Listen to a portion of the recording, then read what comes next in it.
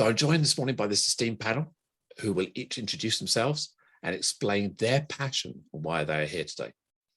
So to start with, could I introduce Gillian Jones-Williams? Please introduce yourself and let me spotlight you so everyone can see you.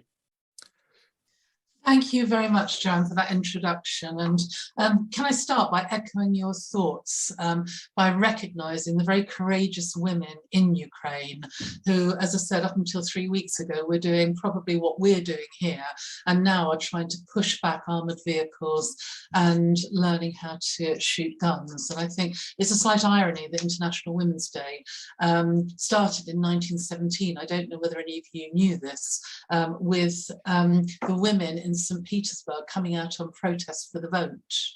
And since then it's been celebrated in that way. A little bit about me. My name is Gillian Jones-Williams and I'm the founder of Emerge, and we work a lot in the diversity space, but I just want to track back to mention some of the discrimination that I've experienced. When I started my business 25 years ago, it was actually as a result of a case of sexual harassment in a business that I was working in, and I kind of hoped that 25 years on things might have changed a little bit, but I know it's still happening. I started my business as a person with very little education. The reason I didn't have a university education was because my mother was chronically bipolar and I had to leave home. So often when I've been training groups, particularly when I was younger, I would get people asking me what my degrees were, and I think making judgments on me there.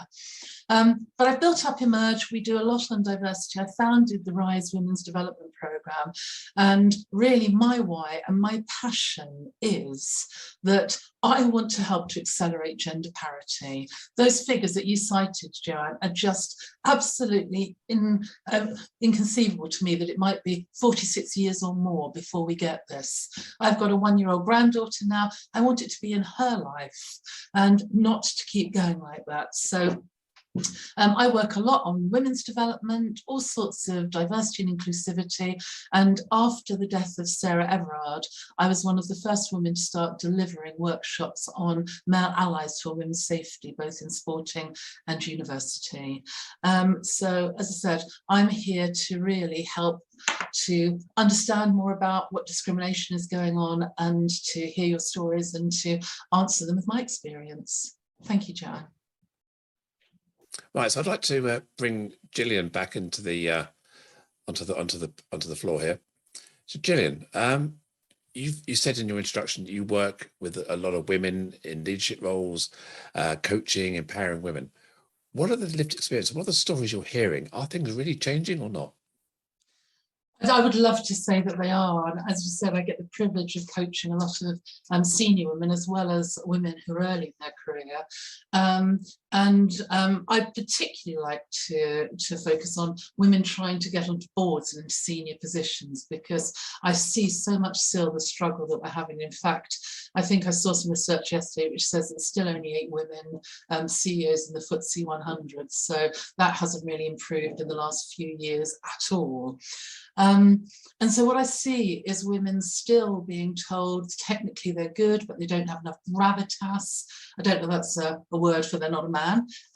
I see women struggling to be heard. I see women not being paid the same rate. I see them being hijacked. But I also have seen something which you may or may not have heard about. We've heard of the glass ceiling, but the glass cliff.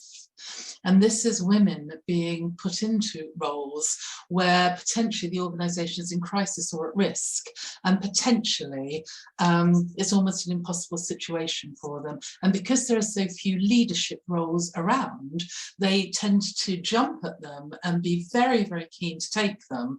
And then when they're in them, they suddenly realise they're under more executive scrutiny from shareholders. They're not being given the resources they want. Probably they're isolated because they're the only woman who's on the board, and everybody else is hunkering down, they're sorting themselves out while they are trying to steer a ship which is, really going in the wrong direction. So I think that, this causes a lot of poor mental health for women.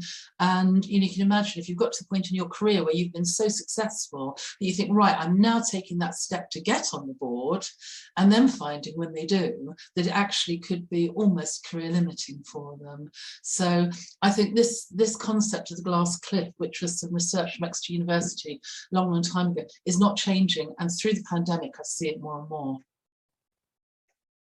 Yeah, so not only the glass ceiling where you can aspire and you can see your goal, you break through and then you fall off because there's just no support, nowhere to go, and people aren't there for you. And we still see a lot of organisations who are making great moves to employ women at the more junior level and bring them through, but there's still a lack of opportunity to break through.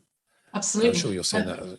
Yeah, the irony is that they often will say, we can't appoint them to the board because they don't have any board experience. Well, you brought them up through your how are they supposed to get the board experience, And that for me is something which I think, organisations need to be so much better at preparing women for these roles, giving them exposure to boards so that they're ready to take on those positions.